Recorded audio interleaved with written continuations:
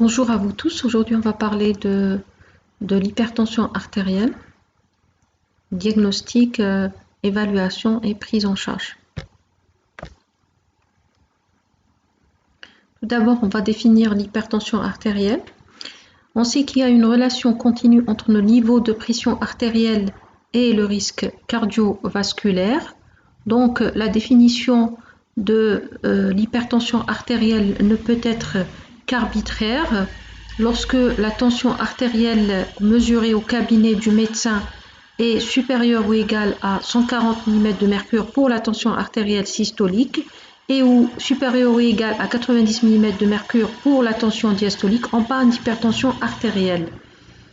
Ces mesures sont l'équivalent d'une tension artérielle moyenne mesurée par le monitoring ambulatoire de la tension artérielle qu'on appelle l'AMAPA quand cette moyenne est supérieure à 130-80 mm de mercure, ou bien la troisième définition, c'est une tension artérielle mesurée à domicile ou à la maison par la méthode d'automesure, où la moyenne des mesures est supérieure ou égale à 135-85 mm de mercure.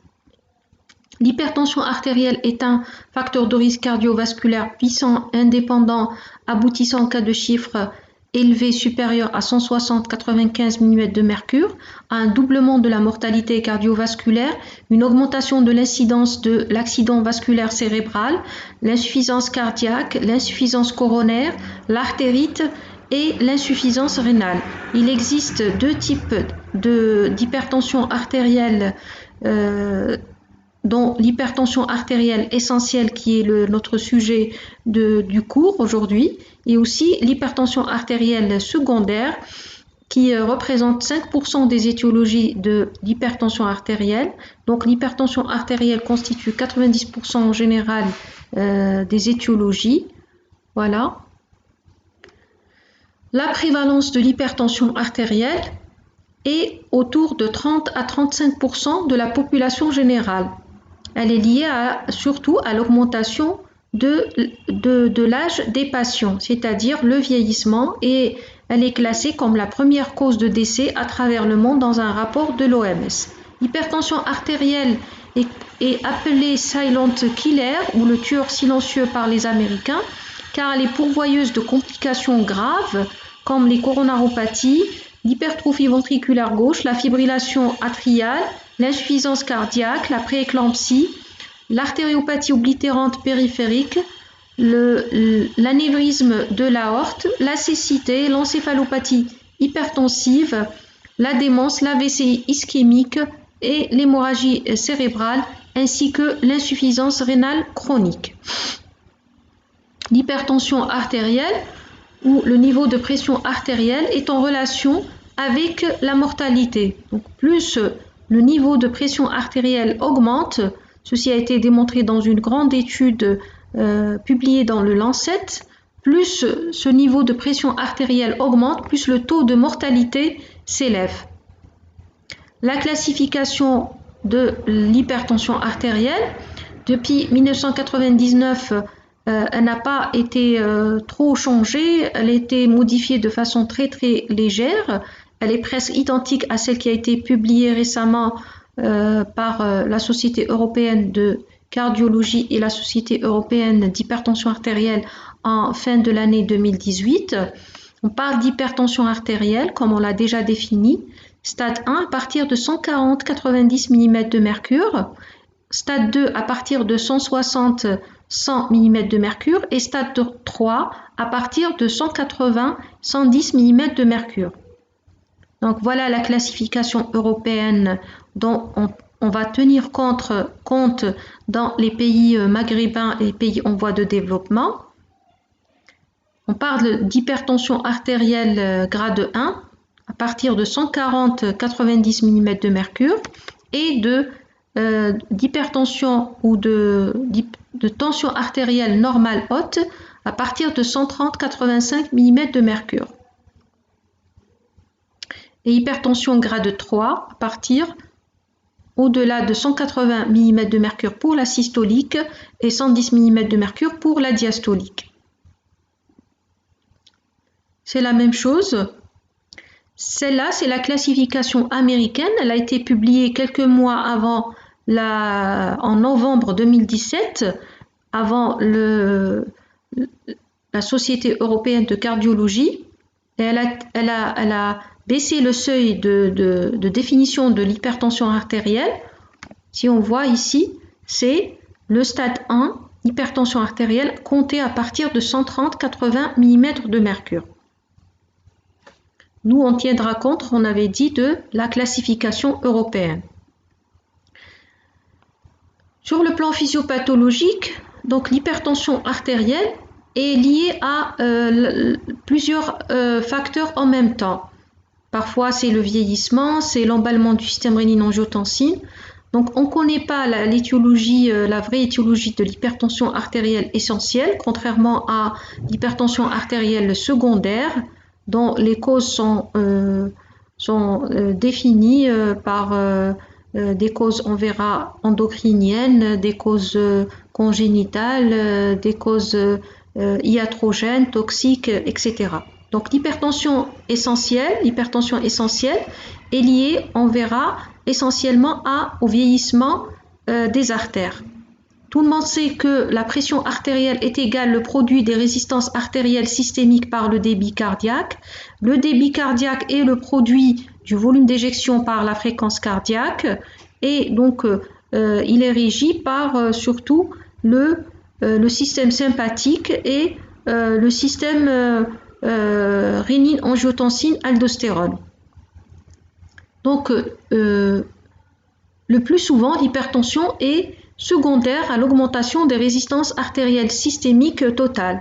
Et ceci grâce à la rigidité artérielle qui apparaît par baisse de l'élasticité artérielle, entraînant une élévation de la pression artérielle systolique, surtout apparaissant chez les personnes âgées.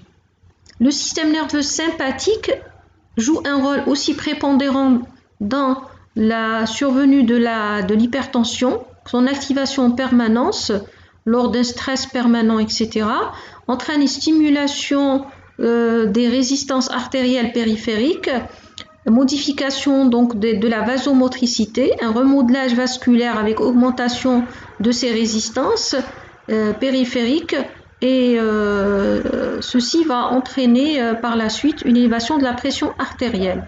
La stimulation du système rénine-angiotensine-aldostérone où l'angiotensine 2 augmente la pression artérielle par vasoconstriction vasculaire ainsi que la stimulation de la sécrétion d'aldostérone et la réabsorption tubulaire du sodium.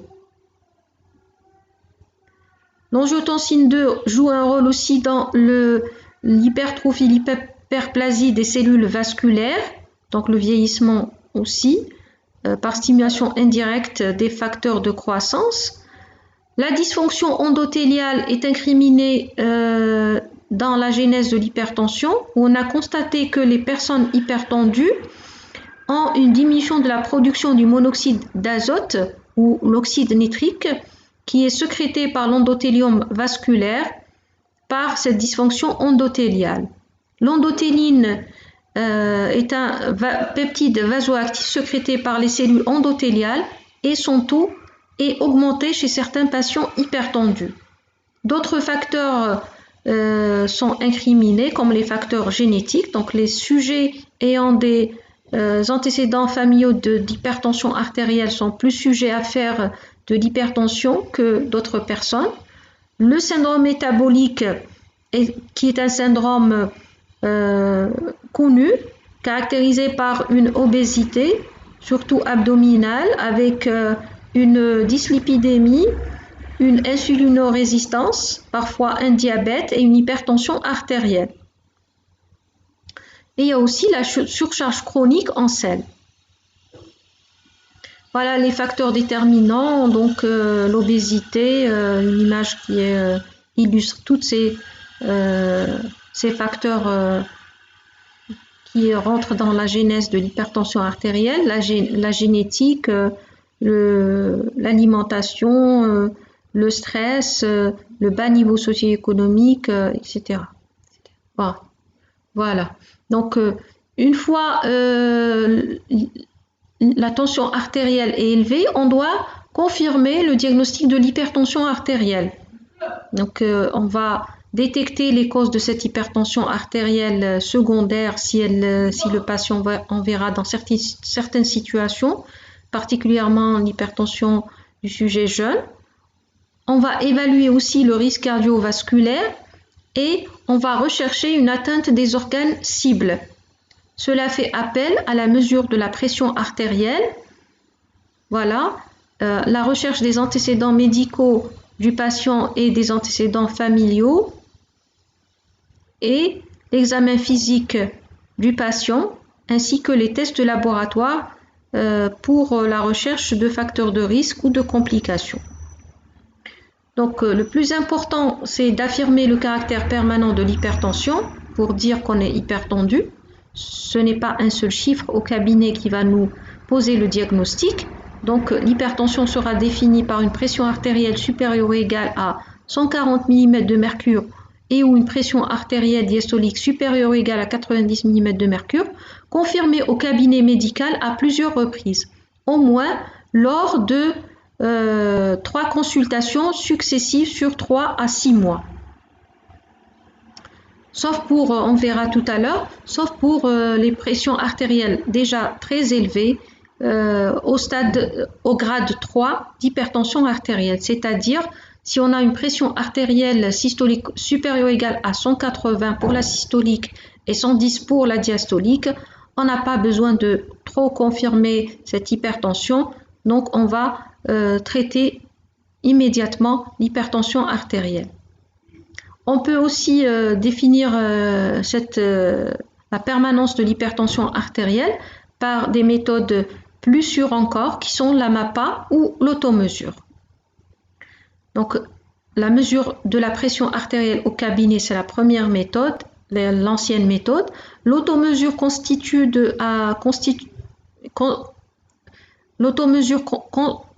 représente la mesure de la pression artérielle par le patient lui-même. C'est ce qu'on appelle la mesure de la pression artérielle à domicile ou à la maison, mais elle nécessite aussi la prise de la pression artérielle par un appareil qui est validé. La mesure ou la MAPA de la pression artérielle, c'est la mesure ambulatoire de la pression artérielle qu'on appelle aussi le holter tensionnel, c'est-à-dire c'est un enregistrement tensionnel de 24 heures. Donc la mesure de la pression artérielle par la MAPA nécessite une logistique et donc c'est pas tous les hôpitaux ou tous les cabinets qui ont un appareil MAPA. Donc il faut qu'elle soit accessible pour l'utiliser. Sinon, on a recours à la mesure au cabinet ou bien par l'automesure. Donc au cabinet, quand le patient vient, il faut respecter certaines conditions pour prendre la pression artérielle. Donc le sujet doit être au repos plus de 10 minutes, assis ou couché. La prise de la pression artérielle sera réalisée en dehors de toute interférence, effort physique, prise de café, de tabac dans les minutes précédentes. On utilise également un appareil de mesure validé et on associe le plus souvent la mesure en position debout pour les patients âgés diabétiques pour dépister une hypotension orthostatique.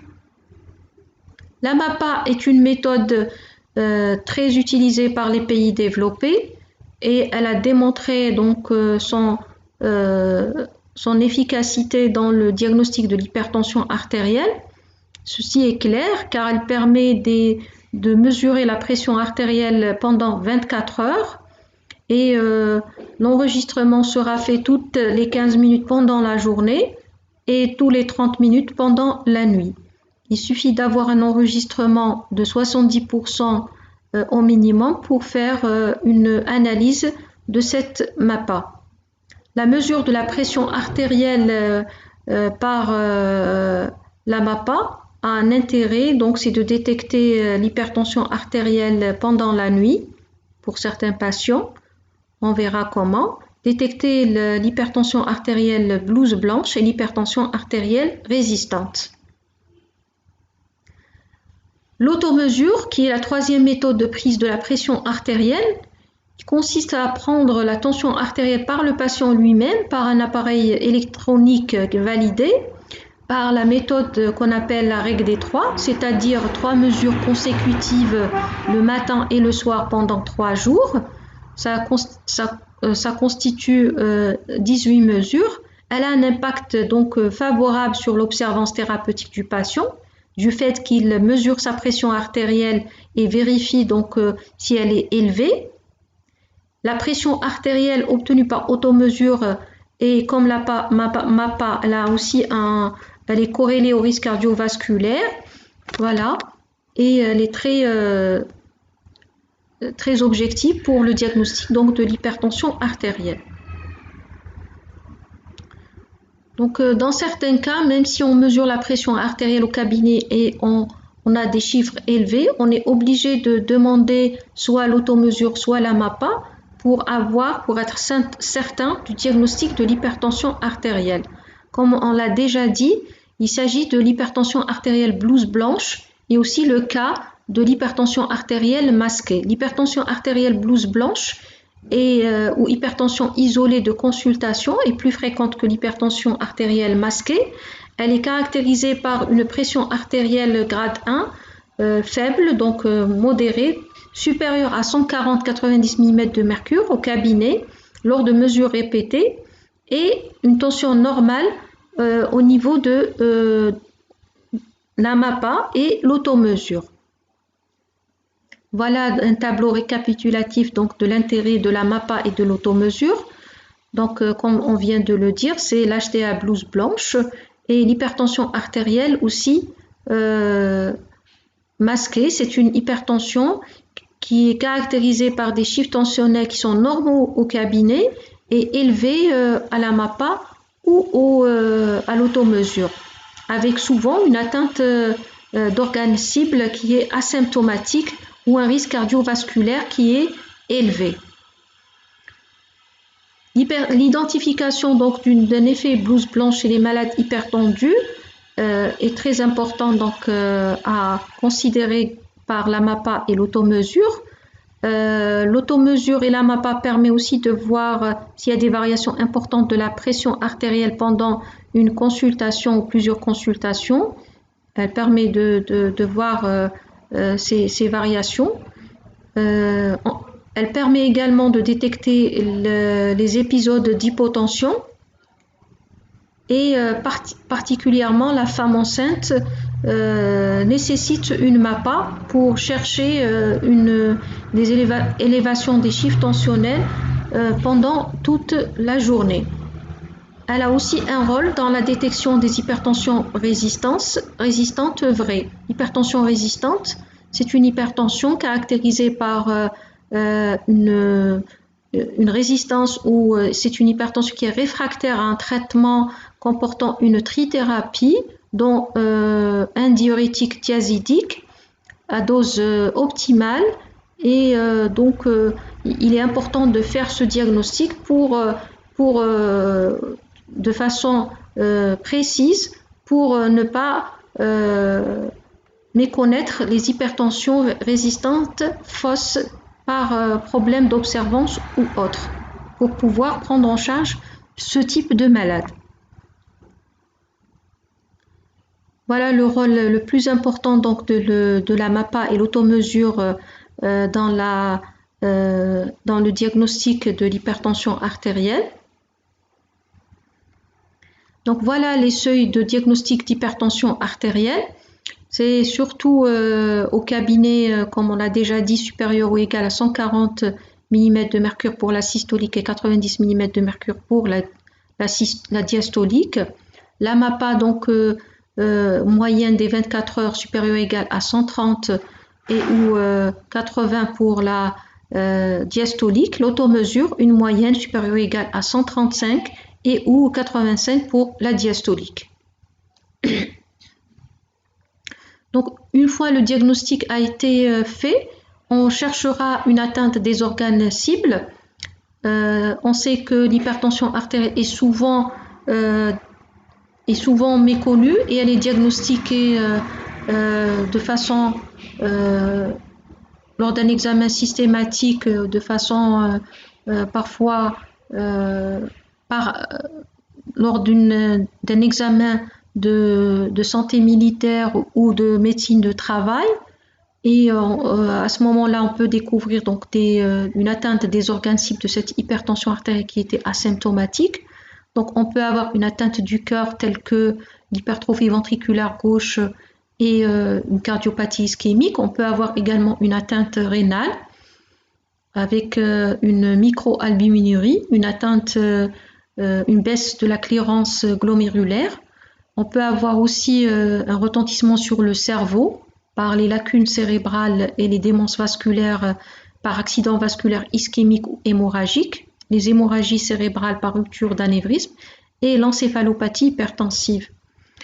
On sait que donc l'hypertension artérielle est un facteur de risque cardiovasculaire d'athérosclérose. Elle peut aussi toucher les vaisseaux tels que l'aomie et la claudication intermittente allant jusqu'à l'ischémie des membres, la rétinopathie aussi hypertensive et l'anévrisme de l'aorte abdominale ou thoracique. Donc, on va faire également un bilan du patient. Après avoir affirmé le caractère permanent de l'hypertension, on va rechercher les facteurs de risque cardiovasculaires et on va rechercher les éléments cliniques qui sont en rapport avec une cause secondaire d'hypertension artérielle. Surtout chez un patient qui est jeune, qui n'a pas de raison de faire un vieillissement vasculaire, donc ce n'est pas une HTA essentielle. On recherchera une hypertension qui est liée à une cause bien définie. On va voir les causes qui peuvent être responsables de cette hypertension secondaire, comme la sténose de l'artère rénale, les endocrinopathies. Et il y a qu'est-ce qu'il faut chercher aussi devant comme hypertension secondaire en dehors de l'âge jeune. On va chercher une HTA secondaire quand on a une hypertension qui est sévère, qui s'aggrave rapidement malgré un traitement qui est bien conduit. Ou bien l'hypertension artérielle qui est résistante, qui ne répond pas à une trithérapie. Donc elle doit faire penser à une étiologie de l'hypertension artérielle. Donc on va faire un examen clinique bien minutieux, donc cardiovasculaire, à la recherche donc de points d'athérosclérose, des souffles donc de carotidien, abdominal, surtout lombaire, à la recherche du sténose de l'artère rénale. On recherchera des signes d'atteinte des autres organes. On recherchera des maladies cardiovasculaires rénales associées, une insuffisance rénale, une protéinurie supérieure à 500 mg par jour et des signes d'accident neurologique, accident ischémique transitoire ou accident vasculaire constitué, hémorragique ou non, les coronaropathies et l'artériopathie oblitérante des membres inférieurs.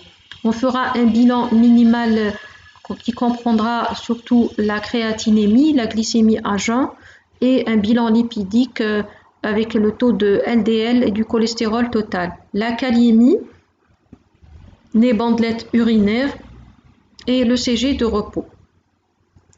Et donc on fera un interrogatoire bien minutieux, donc on cherchera l'ancienneté de l'hypertension et les valeurs antérieures de l'hypertension s'il y a une possibilité, aussi d'une hypertension artérielle secondaire, une histoire familiale de néphropathie, antécédent de maladies rénales, d'infections urinaires, hématurie ou consommation dentalgique dans les néphropathies parenchymateuses. On va aussi chercher la notion de médicaments ou autres substances comme les contraceptifs oraux, la réglisse, les gouttes nasales de vasoconstricteurs, cocaïne, amphétamine, corticoïdes et anti-inflammatoires non stéroïdiens, l'érythropoïétine ou la cyclosporine. On recherchera le tableau ou la triade de Ménard qui fait suspecter un phéochromocytome qui est une tumeur de la médullo surrénale, sécrétant des catécholamines responsables de céphalée, anxiété et palpitations. On recherchera des épisodes de faiblesse musculaire et de tétanie dans l'hyperaldostéronisme. Et voilà une liste non exhaustive des principales causes d'hypertension artérielle secondaire. C'est donc l'hypertension artérielle d'origine rénale, ainsi que l'insuffisance rénale et la sténose de l'artère rénale, l'hypertension artérielle d'origine endocrinienne dans l'hyperaldostéronisme primaire, le phéochromocytome, la dysthyroïdie, l'hyperparathyroïdie, l'acromégalie, le syndrome de Cushing, et l'hypertension artérielle toxique et iatrogène.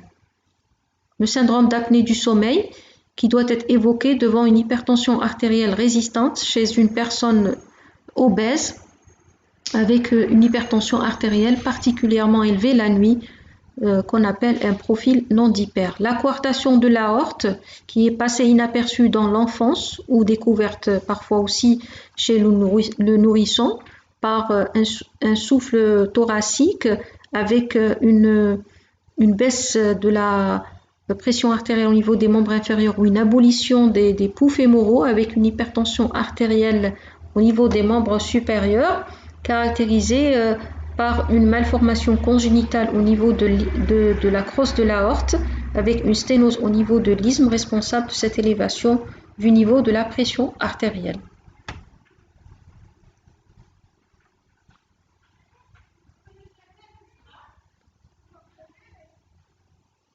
Parfois, on va pousser l'interrogatoire et on va faire des tests supplémentaires tels que l'hémoglobine glyquée pour chercher un diabète ancien, un dosage de la protéinurie si les bandelettes sont positives, une échographie cardiaque peuvent être aussi demandées, une échographie Doppler carotidienne à la recherche de plaques carotidiennes dues à l'athérosclérose. On peut mesurer également l'index cheville-bras qui, quand il est inférieur à 0,9, signifie une aomie associée parfois asymptomatique. Il existe aussi des appareils qui peuvent mesurer la rigidité artérielle qui traduit donc un vieillissement, une athérosclérose sévère des artères grâce à un appareil qui mesure la vitesse de l'onde du pouls par perte donc de l'élasticité artérielle. On peut aussi faire parfois une automesure tensionnelle ou MAPA, donc pour un supplément, surtout chez les patients qui ont une suspicion, on avait dit, de l'hypertension blouse blanche ou la femme enceinte, l'hypertension résistante, etc. Peut faire parfois aussi un holter tensionnel quand on a des palpitations, une arythmie à l'auscultation. On peut faire également un fond d'œil chez les patients, surtout qui ont une HTA qui est sévère et grave, dans les grades 3 et grade 4.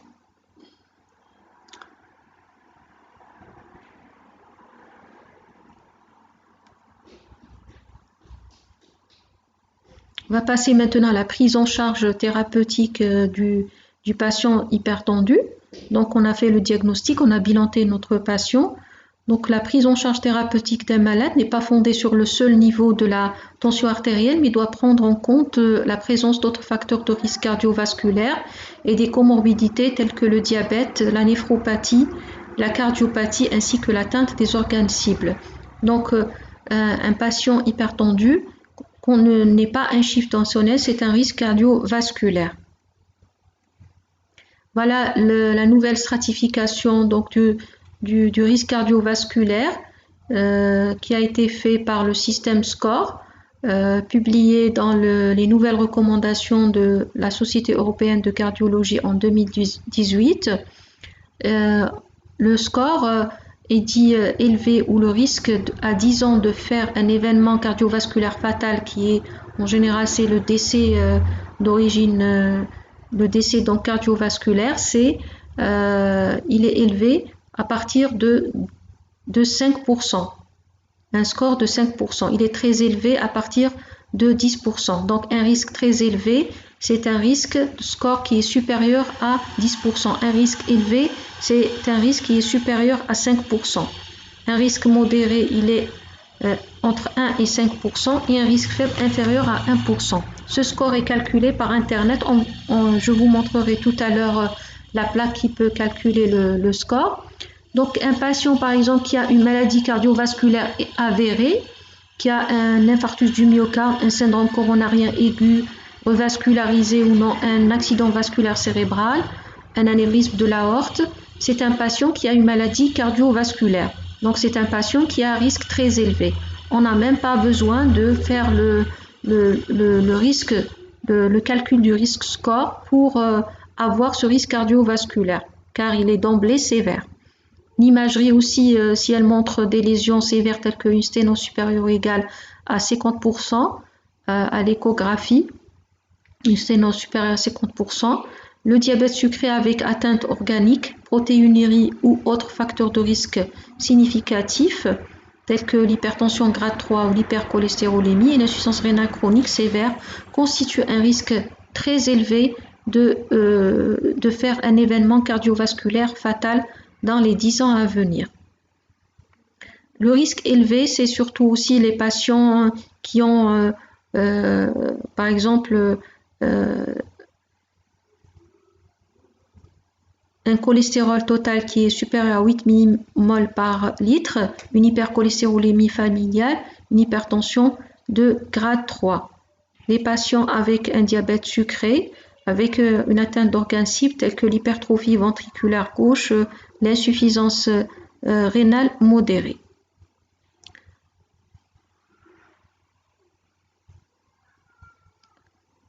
Donc pour traiter un patient, on avait dit qu'on va donc stratifier le risque. Et pour le traitement, on sait que le traitement n'est pas fait pour s'amuser. Ce traitement, il est fait et pas pour baisser seulement les chiffres tensionnels, mais c'est surtout pour prévenir les accidents vasculaires cérébraux, pour la prévention coronaire, l'insuffisance cardiaque et la réduction de la mortalité cardiovasculaire, la réduction de la mortalité totale, le ralentissement du déclin cognitif et la prévention de l'insuffisance rénale chronique. Donc dans les moyens thérapeutiques, la base du traitement, c'est le changement du style de vie. Tout le monde connaît donc ce style de vie qui doit être changé, qui constitue la pierre angulaire du traitement de l'hypertension artérielle. Et voilà. Ça constitue, c'est la limitation donc de la consommation d'alcool ou l'arrêt de l'alcool, la réduction pondérale en cas de surcharge pondérale, l'exercice physique régulier, au moins 30 minutes d'exercice dynamique modéré sur 5 à 7 jours par semaine, l'arrêt du tabac, voilà.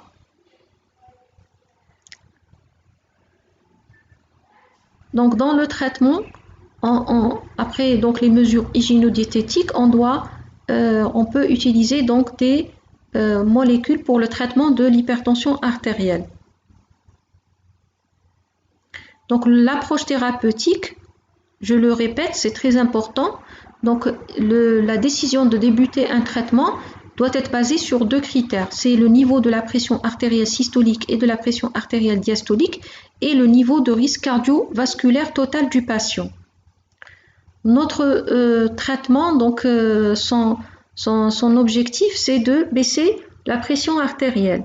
Les seuils de pression artérielle nécessitant un traitement, des interventions sur le mode de vie, sont recommandés pour tous les patients à partir d'une pression artérielle normale haute. C'est-à-dire que même si on a une pression artérielle grade 1 ou normale haute, grade 2, grade 3 ou grade 4, on doit conseiller les règles hygiéno-diététiques. Le seuil nécessitant de débuter un traitement pharmacologique, on va le voir dans la stratégie de prise en charge, il a été ramené à 140-90 mm de mercure. C'est-à-dire on va commencer à traiter tous les patients qui ont une pression artérielle supérieure à 140-90, quelles que soient les comorbidités, sauf pour les patients qui sont très âgés, de plus de 80 ans, on peut commencer le traitement à partir de 160-90 mm de mercure. Il ne faut pas trop s'acharner chez les patients âgés, surtout quand ils sont très fragiles, pour éviter les hypotensions orthostatiques. Donc les seuils de pression artérielle nécessitant un traitement, c'est clair, c'est comme dans la définition, c'est 140 pour la systolique et 90 pour la diastolique. Sauf pour les patients très âgés et qui sont en général fragiles, c'est les patients qui ont une pression artérielle supérieure à 160 et 90. Donc on peut commencer le traitement à ce moment-là pour éviter les hypotensions orthostatiques. Donc comme on l'a déjà dit, le traitement il est basé sur les règles hygiéno-diététiques et le traitement médicamenteux. Le traitement médicamenteux, il est instauré d'emblée en association avec les règles hygiéno-diététiques, surtout chez les patients à risque cardiovasculaire très élevé à partir du stade de préhypertension et pour les patients à risque élevé à partir du grade 1. Donc les médicaments utilisés appartenant à l'une des 4 grandes classes thérapeutiques, les diurétiques thiazidiques, les inhibiteurs de l'enzyme de conversion, les antagonistes des récepteurs de l'angiotensine 2, qu'on appelle les ARA2, et les inhibiteurs calciques. Les diurétiques utilisés sont les diurétiques thiazidiques. Ils ont comme effet la baisse de la volémie et l'augmentation de l'excrétion urinaire de sodium. On privilégie les diurétiques thiazidiques. Les inhibiteurs de l'enzyme de conversion diminuent la pression artérielle par blocage de la formation de l'angiotensine 2. Ils sont contre-indiqués chez la femme enceinte et en cas de sténose bilatérale des artères rénales, nécessitant une surveillance de la fonction rénale et de la kaliémie. Les antagonistes des récepteurs de l'angiotensine 2 aussi induisent une vasodilatation et une hypotension par blocage des récepteurs AT1 de l'angiotensine 2. Ils ont des contre-indications identiques à celles des inhibiteurs de l'enzyme de conversion. Les inhibiteurs calciques sont des vasodilatateurs artériels qui relaxent le muscle lisse vasculaire. Ils sont particulièrement efficaces en cas d'hypertension à prédominance systolique chez les personnes âgées. On distingue les dihydropyridines comme l'amlodipine qui a un tropisme vasculaire, et il y a aussi le diltiazem et le verapamil qui ont un tropisme vasculaire et myocardique. Voilà la stratégie de prise en charge de l'hypertension artérielle. Donc, on conseillera donc une intervention sur le style de vie à tous les stades d'hypertension artérielle, même quand la pression artérielle est normale haute, 130, 139, 85, 89. Pour le traitement médicamenteux, il est à envisager, même quand on a une hypertension artérielle normale haute, si on a un risque cardiovasculaire qui est très élevé et dans les maladies cardiovasculaires, comme par exemple un patient qui fait un infarctus du myocarde ou un accident vasculaire cérébral. On commencera le traitement immédiatement quand on a une hypertension artérielle grade 1, en cas de risque cardiovasculaire élevé, très élevé, voilà. Et sinon, si le risque cardiovasculaire est faible ou modéré, on commencera le traitement après les règles hygiéno-diététiques. Si la tension artérielle reste toujours élevée, après 3 ou 6 mois, on va commencer le traitement pharmacologique. Pour le grade 2 et le grade 3, on commencera immédiatement le traitement médicamenteux chez tous les patients, quel que soit le risque cardiovasculaire, qu'il soit élevé ou faible, avec contrôle de la pression artérielle après 3 mois.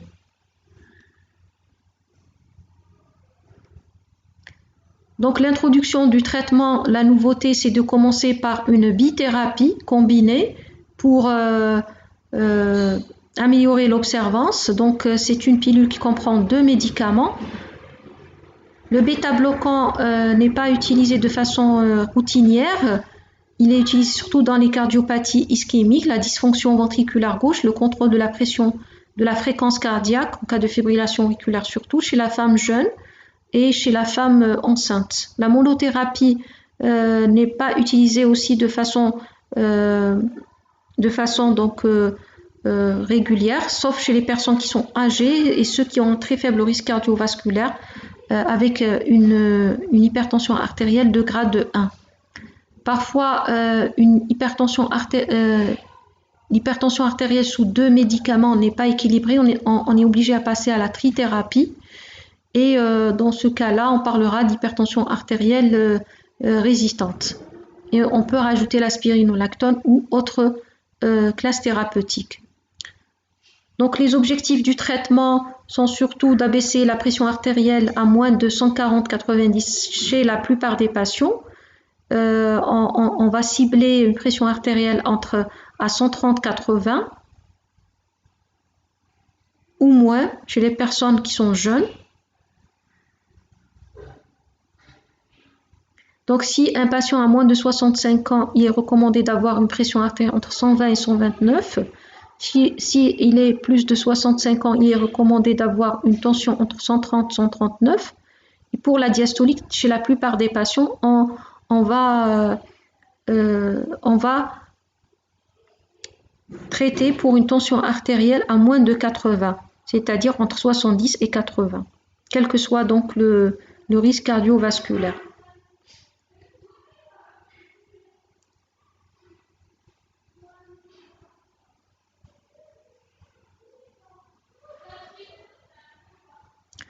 Donc voilà la stratégie de prise en charge.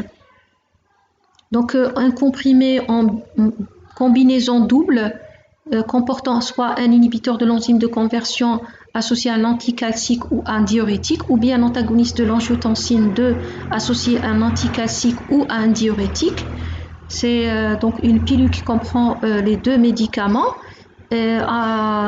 On va envisager, on a déjà dit, la monothérapie chez les patients qui ont une hypertension grade 1 avec un faible risque cardiovasculaire, ou chez les patients de plus de 80 ans, ou chez les personnes qui sont âgées, généralement fragiles. Si la bithérapie n'est pas efficace, on va passer à la trithérapie, de préférence en un seul comprimé association de 3 médicaments, inhibiteur de l'enzyme de conversion par exemple avec un anticalcique associé à un diurétique, ou bien par exemple si on avait un ARA2 associé à un diurétique, on associe un anticalcique. Et la dernière étape, si la triple thérapie n'est pas efficace, on parlera d'hypertension résistante. On va rajouter soit la spironolactone à petite dose 25 à 50 mg par jour, ou un autre diurétique, ou un alpha-bloquant ou un bêta-bloquant. Donc on a compris que les bêta-bloquants sont utilisés surtout pour la fibrillation auriculaire, l'infarctus du myocarde, la maladie coronaire, les femmes jeunes et les femmes enceintes. Sinon, on n'utilise pas cette classe thérapeutique en première intention dans le traitement de l'hypertension artérielle.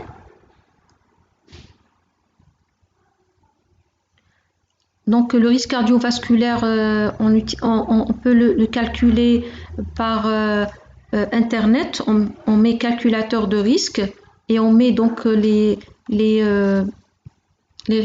facteurs de risque du patient. Est-ce que c'est un homme ou une femme?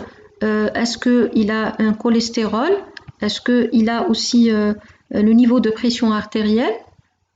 Fumeur ou non fumeur? Et on peut avoir le score. On avait dit qu'un score supérieur à 5%, c'est un risque qui est déjà élevé. Celui qui est supérieur à 10%, c'est un risque qui est déjà très élevé. Donc c'est par l'association des facteurs de risque qu'on peut calculer le risque cardiovasculaire du patient. Pour les patients qui ont une maladie cardiovasculaire avérée, vous avez compris, on ne calcule pas le score, le risque cardiovasculaire est déjà élevé. Donc voilà les messages que vous devez retenir dans le traitement et la prise en charge de l'hypertension artérielle. C'est toujours la même définition. On parle d'hypertension artérielle à partir de 140/90. Au cabinet, on l'a précisé aussi pour l'automesure et la MAPA. C'est dans le cours. L'initiation des mesures hygiéno-diététiques se fait à partir même de la pression artérielle normale haute. L'initiation du traitement médicamenteux se fait après le diagnostic confirmé de l'hypertension artérielle, ou bien quand on a une hypertension artérielle